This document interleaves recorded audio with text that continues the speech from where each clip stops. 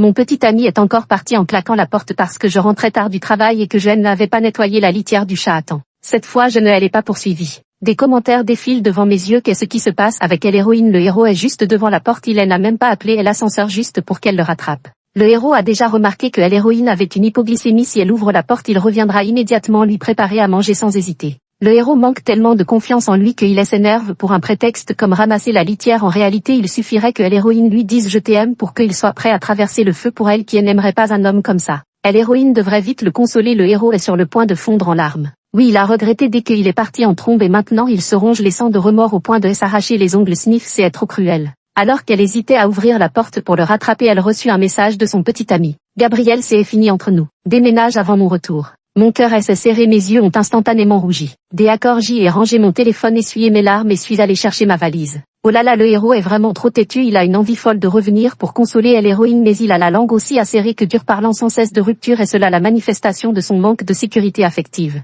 Oui, le héros a vu ses parents divorcer dans son enfance puis se remarier rapidement, chacun de leur côté, abandonnés par eux dès son plus jeune âge. Et l'héroïne est au courant de tout cela, alors pourquoi fait-elle vraiment ses valises maintenant? Ma chérie, ne fais pas ça, il t'aime tant, comment survivra-t-il sans toi? Cette maudite langue, les mots prononcés sous le coup de la colère ne doivent pas être pris au sérieux. Si tu ouvres la porte maintenant, il reviendra immédiatement vers toi, la queue frétillante. Ma chérie, ne fais vraiment pas tes bagages, que deviendra-t-il sans toi? Personne au monde ne t'aime plus que lui. Vous avez traversé le lycée ensemble puis 4 années des universités et enfin obtenu votre diplôme, sur le point de vous marier. Ne fais pas ça, tu es la raison de vivre du héros. Que deviendra-t-il sans toi et qu'adviendra-t-il de Blake? Je commence à faire mes valises sans plus regarder les commentaires qui défilent. J'y ai perdu le compte du nombre de fois. À chaque fois qu'il parle de rupture, il exige inévitablement que je déménage. Mais après chaque réconciliation, il revient vers moi en jouant les adorables et les câlins. Il ne pensait pas vraiment ce qu'il disait quand il me demandait de déménager. Je me souviens de la première fois où Nicolas m'a demandé de partir. J'y étais terrifiée et ne savais pas quoi faire. Ce jour-là, comme nous devions partir en voyage le lendemain, j'y avais travaillé tard pour tout préparer et passer le relais.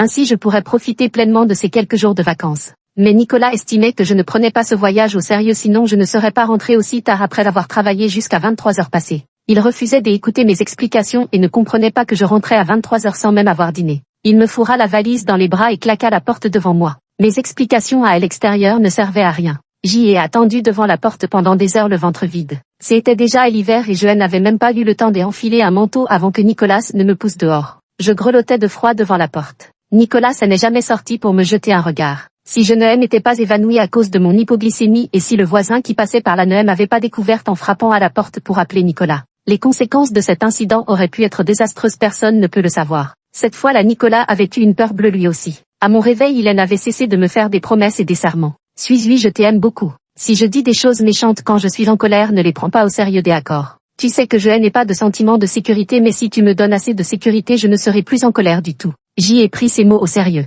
Alors après chaque dispute, il me demandait de déménager. Je savais qu'il ne le pensait pas vraiment, qu'il parlait sous le coup de la colère. Je savais qu'il était compliqué, je savais qu'il manquait de sécurité affective. Alors dans ma vie, tout tournait autour de lui. Mais maintenant, je suis vraiment épuisée. 8 ans à baisser la tête chaque fois, à me faire mettre à la porte à chaque colère. Je suis vraiment épuisée. Mes affaires furent vite rangées. Je me suis préparé un bol de nouilles instantanées. Je sentis quelque chose tirer sur ma cheville. En baissant les yeux, je vis que c'était Black. Au moment où je m'accroupis, Black sauta sur moi. À l'origine, Black était le chat d'une jeune camarade de classe de Nicolas. La jeune fille n'avait pas voulu le garder plus de 2 semaines. Nicolas, ayant ramené Blake, est devenu ma responsabilité. Que ce soit changer la litière, le laver, le vacciner ou le vermifuger, tout cela relevait de mes obligations. Si jamais je tardais à m'en occuper, Nicolas me regardait froidement. Si ce n'était à cause de ton caprice, pourquoi aurais-je ramené Blake? Gabriel, quand es-tu devenu si irresponsable? Et cette fois-ci, c'est précisément Nicolas qui a voulu rompre. La raison, je n'avais pas changé la litière de Black à temps et l'odeur dans la maison, elle a agacé. Alors que je mangeais des nouilles instantanées, j'y ai ouvert mon téléphone et suis tombé sur une publication de la petite camarade de classe de Nicolas. Ce pauvre seigneur sans abri, je vais bien vouloir t'héberger par pitié.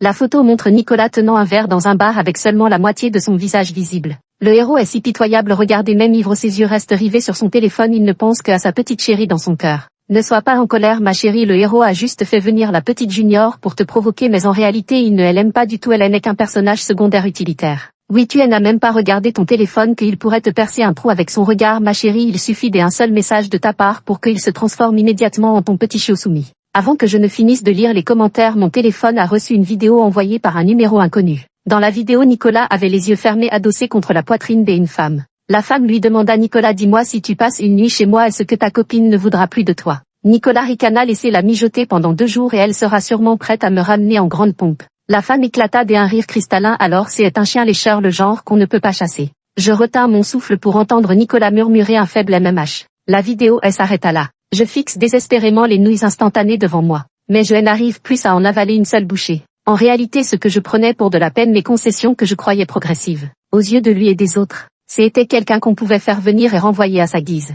Un chien lécheur, pensais-je en regardant les nouilles instantanées dans ma tasse. Les nouilles refroidies semblaient recouvertes d'une couche de graisse figée. C'était vraiment dégoûtant, 8 ans de relation pour finir avec juste une petite valise. Miaou miaou. Black semblait ressentir quelque chose, mordant fermement le bas de mon pantalon. J'y ai hésité un instant, pensant que c'était moi qui m'étais occupé de Black cette dernière année et que Nicolas ne devait pas vouloir s'en charger. J'y ai décidé d'emmener Black avec moi. Lorsque nous sommes arrivés à l'hôtel, il était déjà 2 heures du matin. Dès le lendemain matin, j'y ai ouvert mon téléphone pour parcourir les annonces immobilières. En moins d'1 heure, j'y ai repéré un petit appartement près de mon entreprise. Bien qu'un peu exigu, sa proximité avec le travail permettrait de gagner près d'1 heure sur le trajet quotidien. Quand nous venions d'obtenir notre diplôme, nous ne vivions pas dans ce quartier. Mais Nicolas adorait faire la grasse matinée. Chaque matin, impossible de le réveiller, il a même été réprimandé 2 fois par son entreprise pour ses retards. C'est à moi qui ai proposé de déménager près de son bureau. À cette époque, je croyais que l'amour pouvait surmonter tous les obstacles. Pourvu que Nicolas soit disponible, 1 heure de trajet n'est vraiment pas un problème pour moi. Plus tard, Nicolas a réussi dans son entreprise et a acheté une maison près de son bureau. Nous y avons vécu pendant 2 ou 3 ans. Maintenant que j'y ai déménagé, j'y ai enfin pu économiser tout ce temps de trajet. Ce jour-là, j'y ai immédiatement emménagé dans le petit appartement. Gabriel, pourquoi n'es-tu pas encore rentré? Le métro va bientôt s'arrêter. Un collègue m'a rappelé de rentrer pendant que je faisais des heures supplémentaires. Voyant le travail inachevé, j'y ai secoué la tête. J'y ai déménagé près du bureau, je rentrerai une fois le travail terminé. Waouh Gabriel, tu as enfin décidé de déménager. Mes collègues trouvaient depuis longtemps que gaspiller 2 heures par jour dans les transports était vraiment insensé. Non seulement c'était peu pratique, mais aussi une perte de temps. Écoute-moi, après avoir déménagé dans le quartier, nous sommes tous allés manger un souper tardif après le travail. De retour à la maison, j'y étais si fatigué que je me suis écroulé dans le lit. Le lendemain, juste après le travail, j'y ai reçu un message de l'ami de Nicolas. Belle-sœur, tu t'es disputé avec Nicolas, il est en train de faire une crise d'alcool chez moi. J'y ai hésité un instant, ce n'est pas une dispute, c'est une rupture. Une réponse vocale est rapidement arrivée avec un ton légèrement moralisateur. 4 belle-sœur, c'est toi qui as tort cette fois, tu sais très bien comment il est après toutes ces années, combien de fois a-t-il menacé de rompre et à chaque fois était-ce sérieux. Avant tu avais toujours de la compassion pour lui, pourquoi cette fois tu t'es en tête à lui tenir tête? Ne dis pas que je ne t'ai pas prévenu, si tu viens maintenant et lui dis quelques mots gentils, il se calmera peut-être et rentrera avec toi. Si tu ne viens pas et qu'il décide vraiment de rompre, tu n'auras même pas le droit de pleurer. C'était ridicule, après toutes ces années, même les amis de Nicolas étaient convaincus que je ne pouvais pas me passer de lui. Avant même que je puisse répondre, la ligne fut coupée. Puis une autre adresse a suivi. Je l'ai bloquée sans hésiter. Après tout, cet ami de Nicolas, elle n'avait jamais été très proche de moi. Puisque j'y avais rompu avec Nicolas, il n'y avait aucune raison de garder contact avec son ami. Pourquoi notre fille a l'air vraiment en colère? Le héros a intentionnellement demandé à son ami de l'appeler, c'était aussi pour lui donner une porte de sortie entre amoureux, les querelles ne durent jamais longtemps. Oui, c'est dans le caractère du héros, il a toujours été comme ça, très compliqué au fond, il aime à en mourir, sinon il n'aurait pas abandonné à l'université de ses rêves pour s'inscrire dans la même qu'elle. Hélas, notre fille est quand même vexée, le héros a déjà vomi 3 fois et s'il continue comme ça, il va abîmer son estomac. Est-ce que je suis la seule à trouver que le héros est vraiment insupportable? Pourquoi quand une fille fait des caprices, elle fait des caprices, mais quand c'est un garçon, il est compliqué, il manque de sécurité affective, un garçon comme ça c'est tout aussi exaspérant. En lisant le dernier commentaire, je n'ai pu à m'empêcher de sourire amèrement. N'est-ce pas vrai? Nicolas n'arrête pas de faire des caprices. Au début de notre relation c'était encore supportable, mais depuis qu'il a renoncé à intégrer à l'université de ses rêves, pour moi ses caprices n'ont fait qu'empirer. À chaque dispute, si je ne le consolais pas immédiatement, son ami m'appelait aussitôt. Il disait que Nicolas avait renoncé à l'université de ses rêves pour moi et que je le traitais de cette manière. Est-ce que ma conscience était en paix? Pourtant au moment de remplir les vœux d'admission, je l'avais répété à plusieurs reprises à Nicolas. Je ne craignais pas la distance, même si des milliers de kilomètres nous séparaient, Nicolas resterait la personne la plus importante pour moi. Mais Nicolas a obstinément choisi la même université que moi. Quand j'y ai vu son choix des universités, je n'ai cessé de lui demander confirmation. Était-il vraiment sûr de ne pas vouloir modifier? Choisissait-il cette voie par véritable passion? Nicolas restait silencieux lors de mes questions et s'est retrouvé ivre-mort le lendemain de la clôture des inscriptions. Ce n'est que lorsque son ami m'a appelé pour me reprocher d'être allé trop loin en forçant Nicolas à s'inscrire dans la même université que moi que j'y ai compris son établissement de cœur n'était en réalité pas Nanjing University. Mais à ce moment-là, j'y étais déjà profondément touché par Nicolas. Je me suis précipité sur place pour accompagner chez lui un Nicolas toujours en pleine crise d'ébriété. Mais après toutes ces années, dès qu'il était de mauvaise humeur ou qu'il faisait des siennes, les gens autour de lui commençaient à me critiquer. Ils me répétaient tous combien Nicolas avait sacrifié pour moi. Avec le temps, je n'en pouvais vraiment plus de l'entendre. Comme si le fait que Nicolas ait abandonné son université préférée pour moi signifiait que je lui devais toute à vie. Gabriel, allez, on va manger. 5 aujourd'hui, on a fini le travail un peu tard, personne n'a eu le temps de commander à manger. Enfin libéré du boulot, on s'est donné rendez-vous pour un souper tardif. Avant, comme j'y habitais loin, j'y avais peur de rater le dernier métro si je rentrais trop tard. Je participais donc rarement au dîner entre collègues. Maintenant qu'ils savent que j'y habite à proximité, ils m'ont invité à les rejoindre. J'y ai pensé que de toute façon je n'avais rien à faire chez moi, alors j'y ai accepté. Nous étions 5 ou 6, nous avons dîné dans un restaurant à la mode, puis nous avons convenu d'aller dans un bar. À peine assise, je remarquai que la table voisine était très animée. Machinalement, je tournai la tête et à ma grande surprise, je vis que c'était Nicolas et ses amis qui occupaient la table d'à côté. Bien sûr, Éléonore, sa petite disciple qui le suivait toujours comme son ombre, était également présente. Nicolas, un pari est un pari, trouve quelqu'un au hasard ici et embrasse-le pendant 3 minutes, allez vite à. En fait, il jouait à action ou vérité. Mon regard distrait croisa par hasard celui de Nicolas. Je ne m'attardai pas et détournai les yeux. Nicolas sembla marquer une pause, puis après un moment répondit avec lenteur des accords. À peine avait-il fini de parler que des acclamations éclatèrent. Je n'aurais jamais cru que Nicolas serait si coopératif au jour de lui, alors dis-nous qui choisis-tu à. Quelqu'un ne put s'empêcher de taquiner, nous sommes tous des hommes ici, Nicolas choisira forcément la petite sœur disciple à moins qu'il ne te préfère. Vous êtes insupportable. Éléonore taquinée cacha son visage avec timidité. Alors Nicolas, un pari est un pari, choisis tout de suite une personne à embrasser, sinon je m'en charge moi-même. Nicolas, ta vertu est en danger. Les cris des encouragements des voisins devenaient de plus en plus forts. Les commentaires se mirent aussi à la persuader. Ma chérie, qu'est-ce qui se passe? Tu ne vois pas que le héros ne cesse de te regarder, il n'a aucune envie d'embrasser quelqu'un d'autre, tu es la seule dans ses pensées. Oui, jusqu'à présent il n'est même pas rentré chez lui, il ignore complètement que tu as déménagé, il attend juste que tu fasses le premier pas, allez, ne sois pas têtu maintenant, et il est sans tête et finit par embrasser la seconde femme, qu'est-ce qu'on fera? Exact, il ne dit rien, c'est qu'il attend ta réaction, si tu le regardes maintenant ne serait-ce qu'un instant même sans t'approcher, il viendra immédiatement t'embrasser sans même jeter un œil aux autres, je te le promets. Je pris une gorgée de vin dans mon verre. Au moment où je reposais le verre par inadvertance, il se renversa sur la table. Oh là là Gabriel, ça va, comment as-tu fait pour renverser? Un collègue appela rapidement un serveur pour nettoyer. Nos échanges avaient visiblement attiré l'attention de la table voisine. Le groupe animé qui s'y trouvait s'était soudainement tu. Plusieurs personnes tournèrent les yeux vers moi. Ma jeune camarade Éléonore se leva carrément et vint se poster devant moi à l'air menaçant. Si sœur Gabriel, le frère aîné, est juste sorti et s'amuser avec des amis, tu n'as pas besoin de le surveiller des aussi prénoms. Les collègues qui n'avaient jamais vu Nicolas et Éléonore me regardaient avec perplexité. Gabriel, tu la connais? Je souris non. Éléonore se sentit immédiatement humiliée. Toi. Éléonore, reviens ici. À la table voisine, la voix glaciale de Nicolas retentit dans notre direction. Éléonore me lança un regard méprisant, émit un grognement de dédain et s'éloigna avec une fierté hautaine. Là-bas personne ne parlait toujours. Mais très vite la voix de Nicolas retentit. Quoi, on ne joue plus? La voix de Nicolas ramena tout le monde à la réalité. Allez, laisse tomber Nicolas, contente-toi de boire une gorgée de vin. Putain, c'est pas vrai. Ah Nicolas, tu ne plaisantes pas là. J'y entendais les exclamations qui fusaient à côté de moi et ne pus m'empêcher de lever les yeux pour regarder. Dans le box, on pouvait voir Nicolas presser la nuque d'Éléonore d'une main tandis qu'il s'embrassait. Au début, Nicolas voulait peut-être juste faire semblant. Mais quand Éléonore réagit en passant ses bras autour de sa taille pour l'étreindre fermement, Nicolas s'est visiblement laissé emporter par l'émotion. Au moment de se séparer, leurs regards restaient encore accrochés l'un à l'autre. Je pâlis et détournai les yeux. Bien que nous ayons rompu, bien que je me sois persuadé de tourner la page. Mais quand j'y ai vu Nicolas passer vraiment à l'action avec Éléonore, mon cœur n'a pu s'empêcher de se serrer. Comme si mon cœur était serré par une main invisible. Une douleur déchirante, j'y ai prétendu me sentir mal et ai quitté le bar plus tôt. Je sais que je suis inutile, je sais aussi que je suis un bon à rien. Face à une telle scène, je n'ai pensé qu'à fuir. Mais c'est impossible, me dis-je.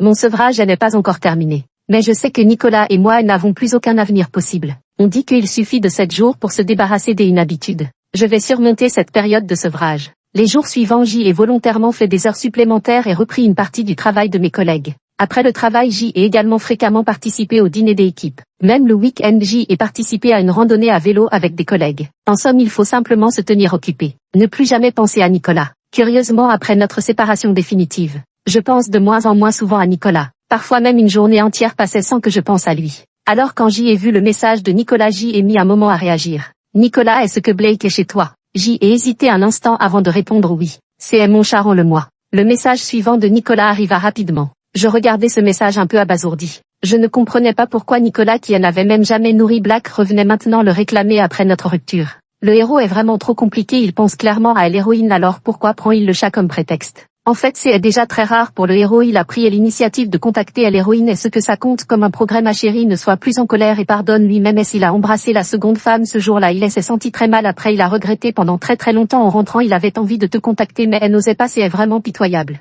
J'y ai jeté un coup d'œil aux commentaires et j'y ai enfin compris pourquoi Nicolas était venu me voir. J'y ai réfléchi un instant puis j'y ai effacé le message que j'y avais déjà tapé. Peux-tu me donner Black et je l'ai remplacé par des accords. Ou te donner j'y ai envoyé ces 2 mots de plus. De l'autre côté le message à l'autre personne est en train d'écrire apparaissait puis disparaissait pour finalement recevoir une réponse je viens te voir. J'y ai répondu par un simple des accords puis je suis retourné chercher Blake pour l'amener au pied de l'immeuble de l'entreprise. Peu de temps après la voiture de Nicolas s'est effectivement garée devant l'entreprise. Ce qui descendit ce ne fut pas lui seul. Black m'a monté a tellement manqué. Éléonore jaillit du siège passager et m'arrache le chat des mains. Une douleur me traversa la main, je baissai les yeux. 3 longues marques zébraient le dos de sa main. Black laisse maman te regarder. Mon Dieu comme tu es maigre et ce que tu manges correctement. Bon je sais que tu es vraiment mon enfant à part ton père et moi personne ne t'aimera sincèrement. Éléonore me lança un regard chargé de sous-entendus avant de prendre Blake dans ses bras avec une tendresse infinie. Il me jeta un coup d'œil par-dessus son épaule comme s'il avait envie de venir vers moi. Mais il sembla hésiter en reconnaissant son ancienne maîtresse et au moment où il tergiversait Éléonore avait déjà ouvert une friandise pour chat. Il se précipita aussitôt vers elle avec effusion.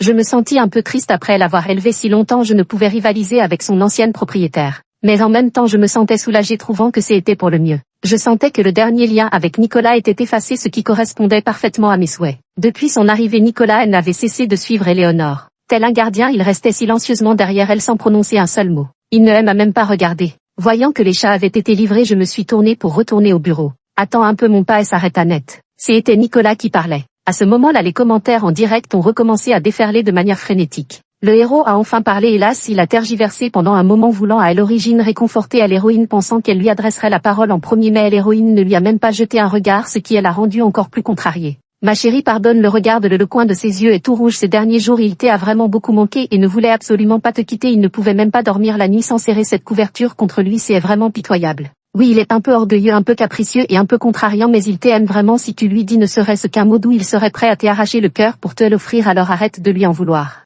Je restais un moment debout voyant que Nicolas ne disait rien puis me préparais à partir. Attends un peu cette fois c'était Éléonore qui parlait. Éléonore elle s'avança tenant Black dans ses bras. Elle me détailla des pieds à la tête un sourire en coin aux lèvres. Puisque tu déménages inutile de garder l'éclairant les mois. Elle éclata de rire tout à l'heure notre aînée elle n'osait pas te le demander alors c'est à moi de jouer les méchants. Sur ces mots Éléonore me tendit la main. Je levai les yeux et vis Nicolas en train de nous observer. En me voyant le regarder Nicolas se contenta de pincer les lèvres sans rien répliquer. Une soudaine oppression m'étreignit la poitrine comme si je ne pouvais plus respirer. Ce qui me blessa davantage c'est que Blake semblait avoir perçu la tension entre Éléonore et moi. À ma grande surprise il choisit sans hésiter le camp d'Éléonore en me montrant les crocs. Il m'a même laissé de profondes marques de griffures sur le bras. Chérie non ne te laisse surtout pas berner par son attitude ce qu'il voulait vraiment te demander c'est s'il pouvait venir te chercher ce soir je le jure sur ma vie cette phrase il l'a répétée des centaines de fois dans sa tête mais il avait peur que tu refuses alors il ne l'a pas dite. Oui avant de venir il a rangé toute la maison il sait que tu aimes la propreté il a même changé les draps et les housses de couette exprès pour ton retour.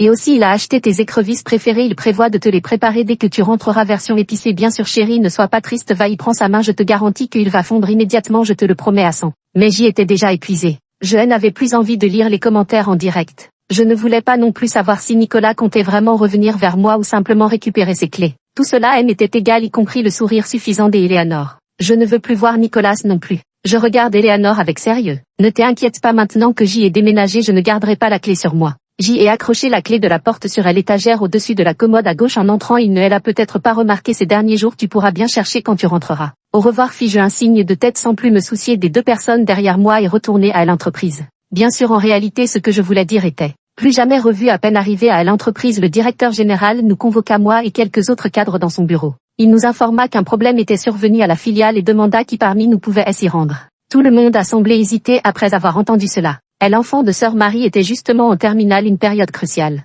Ella venait de tomber enceinte et elle n'était pas en état de faire des allers-retours. La mère de frère Ford venait apparemment d'être hospitalisée c'était aussi une période très chargée pour lui. Je n'y ai pas trop réfléchi et me suis porté volontaire. Directeur général Alexandre je peux y aller. Le directeur général fut ravi de mon initiative et me promit une promotion à mon retour si je parvenais à régler parfaitement les problèmes de la filiale. J'y ai souri et remercié le directeur général. La société m'a acheté un billet pour le soir. Je n'ai eu le temps que de rassembler quelques vêtements avant de monter dans l'avion pour Échamps. Je suis arrivé au milieu de la nuit. Mais mes collègues de Échamps travaillaient encore tard. Je n'ai même pas eu le temps d'aller à l'hôtel ce jour-là j'y ai fait des heures supplémentaires avec mes collègues de la filiale jusqu'à l'aube. Pendant 15 jours entiers qui ont suivi mes collègues de la filiale et moi avons enchaîné les journées sans répit et j'y ai failli plusieurs fois avoir une perforation gastrique à force de boire mais c'est ainsi que nous avons réussi à conserver la commande d'un client majeur extrêmement important. Le jour où nous avons signé le contrat, tout le monde a organisé un banquet pour célébrer cette victoire. J'y ai accordé un jour de congé à tous mes collègues. Et moi-même je ai finalement émergé de mon sommeil qu'en milieu de journée le lendemain.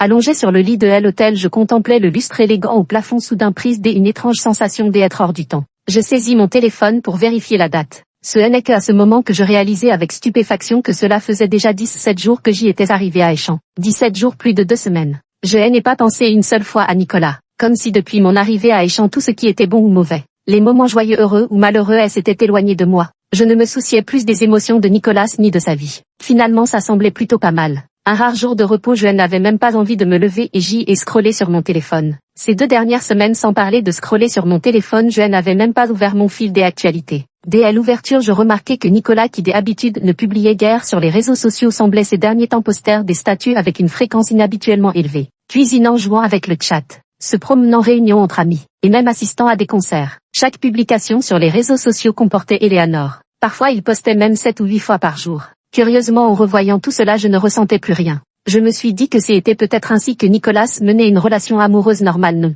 Plutôt que de publier sur les réseaux sociaux comme il le faisait quand nous étions ensemble. Même lors des sorties avec ses amis, lorsque ceux-ci laissaient échapper des remarques méprisantes à mon égard, il faisait comme s'il n'entendait rien. Ce qui me poussait à chaque fois à me remettre en question et à m'épuiser mentalement. Puis à me reconstruire encore et encore. C'est bien, on dirait que tout le monde a commencé une nouvelle vie pendant mon absence. Si les posts de Nicolas sur les réseaux sociaux étaient encore un peu ambigus, ceux d'Eleanor en revanche donnaient clairement à l'impression qu'elle vivait désormais avec Nicolas. Laver les sous-vêtements de Nicolas, le réveil sur la table de nuit dans la chambre de Nicolas. 2h30 du matin, les pantoufles devant la porte. Sous sa publication, de nombreux anciens amis avaient laissé un like. Certains allaient même jusqu'à lui demander en commentaire si elle vivait désormais avec Nicolas. Eleanor ne répondit rien mais posta tout de même un emoji rougissant. Pour certaines photos particulièrement bien prises ou des paysages magnifiques, je n'ai pas pu m'empêcher de leur mettre un like. Juste à ce moment-là, le directeur général m'a envoyé un message pour me demander quand je rentrerais. 9. Je veux rester. Par coïncidence, la filiale avait justement besoin d'un responsable. Je pense que je suis parfaitement faite pour ça. 10. Après avoir reçu une réponse positive, je me suis soudain sentie exaltée. Je me suis levée et j'y ai tiré les rideaux. De l'autre côté de la grande baille vitrée. C'est la mer, c'est le printemps et les fleurs qui s'épanouissent. Et moi je posséderai tout cela. J'y ai immédiatement sorti mon téléphone et cherché des logements à proximité. Très vite j'y ai trouvé un appartement près de mon entreprise. La maison est située en bord de mer à seulement 2 minutes à pied de la plage. Le paysage autour de elle, il est également très agréable, la vie est pratique et pour aller travailler on n'a même pas besoin de prendre le bus. Le loyer est un peu cher mais après tout l'argent est fait pour être dépensé, n'est-ce pas? Je préfère acheter un vêtement de moins car l'argent ainsi économisé peut me rendre heureuse chaque jour. Ça valait le coup. Quand j'y ai fini de ranger ma chambre, il était déjà 1h du matin. J'y ai vu que Nicolas m'avait envoyé un message plus tôt. Rien de spécial, juste un. J'y ai vérifié l'heure, il avait dû l'envoyer juste après que j'y ai aimé sa publication sur les réseaux. Je ne sais pas ce qu'il veut dire. J'y ai donc répondu par un. Mais à ma grande surprise, le message que j'y ai envoyé a été rejeté. Il m'a bloqué. Soudain je me suis sentie un peu épuisée. À chaque fois qu'on se disputait avant, il aimait aussi me bloquer. Pas seulement sur WhatsApp mais aussi sur le téléphone et tous les autres moyens de contact. Et à chaque fois il fallait que je le cajole longtemps avant qu'il accepte de me débloquer. Je ne m'attendais pas à ce que cette fois-ci, alors que nous étions séparés depuis si longtemps, il ressorte encore ce vieux jeu. Tant mieux, mais puisque nous avons rompu, il n'est plus nécessaire de rester en contact. Au jour de lui, nous avons tous une nouvelle vie, il n'y a vraiment aucune raison de se recroiser. Alors j'y ai bloqué Nicolas. Pas seulement Nicolas mais aussi l'Inwanwan et même tous ses soi-disant amis. Je est complètement bloqué partout. Une semaine plus tard, je me préparais à retourner dans ma ville d'origine pour m'occuper de mon appartement en location. En vérité, il n'y avait pas grand-chose à ranger mais il restait tout de même quelques affaires personnelles. Je devais donc y retourner. 11. Dès mon retour, je suis allé résilier mon logement sans attendre. Alors que je descendais les escaliers avec ma valise, j'y ai eu la surprise de voir Nicolas qui m'attendait en bas. Il se tenait là, les yeux rougis, me regardant avec un mélange de tristesse et d'accusations. On aurait dit comme si j'y avais commis quelque chose de terrible à son égard. Je marque une pause dans ma marche mais finis par m'approcher. Où vas-tu? La voix de Nicolas tremble malgré lui. Les commentaires en direct apparaissent à nouveau et bien notre petite fille semble vraiment décidée à abandonner le héros maintenant. Dommage que le héros ait toujours cru qu'elle faisait la tête alors qu'en réalité elle avait déjà pensé ses blessures. Cette fois-ci en partant elle ne reviendrait plus jamais. Pauvre homme, il attendait toujours que l'héroïne revienne pour le consoler mais hélas cette fois-ci elle n'a pas tourné la tête. Où vas-tu? Nicolas me regardait avec obstination. Je soupire, allons nous asseoir quelque part près d'ici. Quoi qu'il en soit, cette relation méritait une occasion formelle de mettre un point final. Dans le café, Nicolas s'assit en silence. Un serveur vint justement prendre les commandes. Quand ce fut mon tour, il dit instinctivement au serveur. Un café américain glacé s'il vous plaît. Je retins à contre-cœur le serveur qui s'apprêtait à partir. Un caramel macchiato merci. Après le départ du serveur, nous retombâmes dans le silence.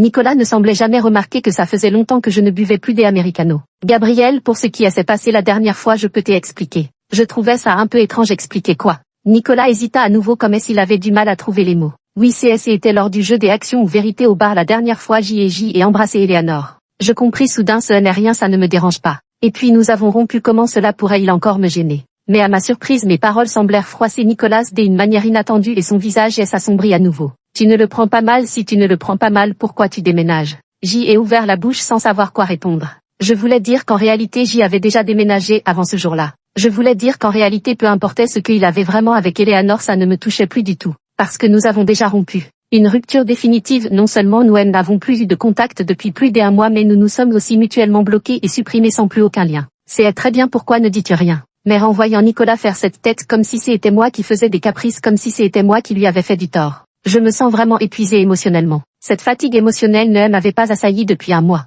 Mais dès que j'y ai vu Nicolas, je n'ai pas pu m'empêcher de réagir comme par réflexe, cette sensation d'étouffement est revenue. Nicolas, nous avons rompu. À quoi bon dire tout cela? Nicolas ouvrit la bouche et ce ne fut qu'au bout d'un long moment qu'il parvint à articuler. Mais je n'ai pas donné mon accord. Ma voix se fit glaciale. Mais tu m'as fait déménager. Tu avais peur que je continue à t'importuner avec ta clé, alors tu es venu spécialement avec quelqu'un pour la récupérer. Tu as même embrassé une autre femme devant moi. Et nous n'avons plus eu de contact depuis 1 mois, nous nous sommes mutuellement supprimés et bloqués. À chaque mot que je prononçais, le visage de Nicolas blêmissait davantage. Finalement, ses lèvres tremblantes, il ne put s'empêcher de serrer ma main avec force. Je peux expliquer en fait, je l'interrompis à nouveau. Nicolas, nous avons rompu, cela fait déjà 1 mois. C'est fini, bien fini, et on s'est mutuellement bloqué et supprimé. On n'a pas rompu, quand est-ce qu'on a rompu, quand est-ce que j'y ai accepté? Nicolas ne put s'empêcher de se lever. Moi je t'ai fait déménager, c'est ma faute, je l'admets, c'est parce que je pensais pouvoir te manipuler, alors j'y ai parlé sans réfléchir, je m'excuse Gabriel. Mais cette fois-là c'est parce que tu m'ignorais que j'y ai embrassé Eleanor exprès pour te provoquer, tu me connais, je t'aime tellement, comment pourrais-je embrasser quelqu'un d'autre comme ça? Je ne faisais ça que pour te faire réagir, et aussi tous ces posts sur les réseaux sociaux ces derniers temps c'était aussi pour te provoquer Gabriel, je voyais que tu ne me contactais pas alors je t'ai énervé exprès, crois-moi. D'accord. Je me suis aussi levé, d'accord, je te crois. Mais Nicolas, nous avons déjà rompu, arrêtons-nous là. Ne me force pas à te mépriser. Qu'il ait agi pour me provoquer ou pour une autre raison, entre Nicolas et moi c'était définitivement fini. Tout au moins je ne me laisserai plus jamais piéger dans une relation où l'on pouvait me mettre à la porte à tout moment. 12 Nicolas m'avait suivi jusqu'à Échamps. Il a commencé à apparaître devant moi de temps en temps et même à faire pour moi des choses qu'il refusait auparavant. Il m'achetait des petits déjeuners, venait me chercher au pied de mon bureau et même si je refusais souvent il persistait avec plaisir. Jusqu'au jour où un typhon a frappé Échamps, mais il est resté posté devant mon entreprise où une poubelle emportée par le vent l'a assommé. À son réveil à l'hôpital, en me voyant assise à son chevet, une lueur de joie a traversé son regard. Gabriel, tu me pardonnes, n'est-ce pas? Sans attendre qu'il ait fini, je lui ai mis son téléphone sous les yeux. Le message venait d'Éléonore. Elle disait qu'elle était enceinte. L'enfant est celui de Nicolas. Après qu'il se soit évanoui, je l'ai emmené à l'hôpital et comme il fallait payer les frais d'hospitalisation, j'y ai utilisé son téléphone. Le code n'avait pas changé par hasard, quelqu'un a envoyé un message, j'y ai jeté un coup d'œil machinalement et j'y ai vu celui d'Éléonore. Nicolas fixait son téléphone avec intensité, le visage livide. Ses larmes ont fini par couler sans qu'il puisse les retenir. Gabriel, tu ne me pardonneras plus jamais, n'est-ce pas? Nous n'aurons plus jamais de chance ensemble, n'est-ce pas? En refermant la porte, je pouvais encore entendre les gémissements désespérés provenant de la chambre des hôpitaux. 3 ans plus tard, je fus muté à nouveau dans la ville où tout avait commencé. Mon poste a également été promu et j'y ai finalement acheté un appartement près de l'entreprise. Fini les jours où je devais louer. Ces dernières années, j'y ai entendu dire que Nicolas et Eleanor s'étaient mariés. Mais il semble qu'ils ne vivent pas très bien depuis leur mariage. On a ensuite appris qu'ils avaient divorcé. Les enfants sont restés avec Nicolas et Eleanor semble être partis à l'étranger. Après cela, je recevais toujours des appels inconnus mais personne ne parlait lorsque je décrochais. Le personnage masculin est vraiment trop compliqué, il meurt d'envie de revenir pour consoler l'héroïne mais il est tellement têtu et maladroit, parlant encore de rupture et ce donc cela le manque de sécurité affective.